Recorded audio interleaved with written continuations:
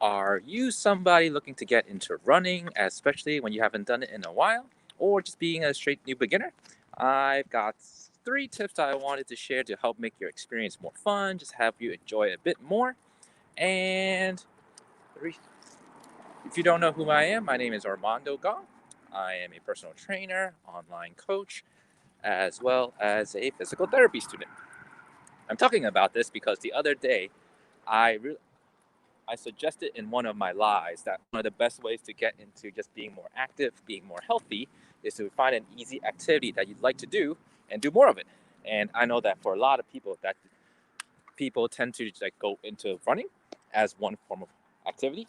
And so I wanted to share three tips on how you can make it a bit easier for yourself, enjoy it for longer, get more out of it, and just having more fun overall. Because I know that sometimes people don't quite know how to start a new activity. So that is what I wanted to do. Um, yeah, so let's get started. Like the first step I really wanted to share was just being sure that you actually start out slower than you think you will be going.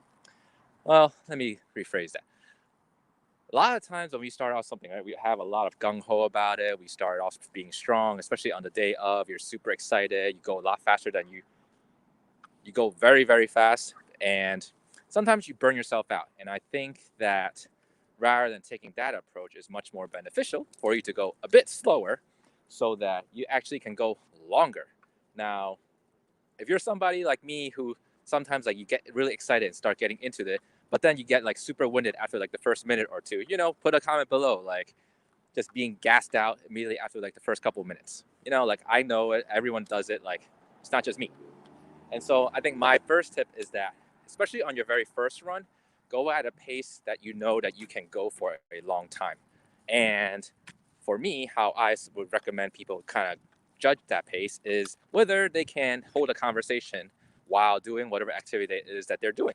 Like if you're biking, try and bike at a pace where you can like talk sentences while you're doing the activity.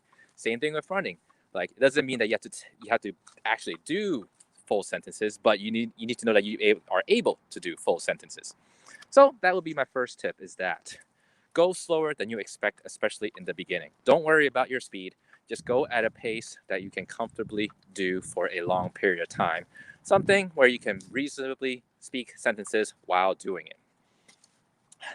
The second tip I got is that when you're doing any of your trainings or starting in the beginning, always go off of time rather than for distance, because there's a very big caveat to that, is that for like let's say if you're trying to run 1 mile, some people can run 1 mile in 10 minutes, other people can run in 1 mile in 20 minutes, even 30 minutes, whatever the case may be. Now if you are trying to do a run for based off the distance, let's say for 1 mile, right, does it make sense that the person doing it a mile in 10 minutes is actually doing less work than the person doing it in 20 minutes? Like, think about that. Like, you spend 10 minutes doing the run, and then you basically end while the person doing 20 minutes has to do twice the amount of work. Like, to me, that doesn't make a lot of sense. Rather, try and like figure out, especially in the beginning, do your training runs or start off your runs just going for like, let's say, a short amount of time. If you've never ran before, maybe try going for 10 minutes. Like, try trying to accrue 10 minutes of running time at a given pace, even 15 minutes, 20 minutes, whatever your ability level is. It's really based on individuals, but going off of time rather than distance, I believe, will help you and especially in the beginning, to kind of build a good base, try and accrue as much mileage at a reasonable, comfortable pace without killing yourself and burning yourself out. And I think the third tip I really wanted to share was just that you need to always listen to your body. Now, if you've ever like just like ignored what your body is saying, like always kind of just grinding through pain and just not taking rest days when you should be doing, leave a comment below. Like I've definitely done that, especially in terms of training, where I know I'm like excessively sore, or I've done a lot more work than I should be, or my body is just aching in all types of places I shouldn't be aching in, and I haven't really paid attention to it, and I still do stuff, and you know what happens? I wasn't able to handle whatever I needed to do, and you got hurt. And I think that's one of the basic things that you should always be doing, is always listening to your body, assessing it on the day of, see how you are feeling that day, whether you can do the work that you wanted to do on that specific day, and just listen to it and see where it goes. And then I feel like even just using those 3 basic tips can lead you down a very very good beginning to starting whatever activity it is you're trying to do.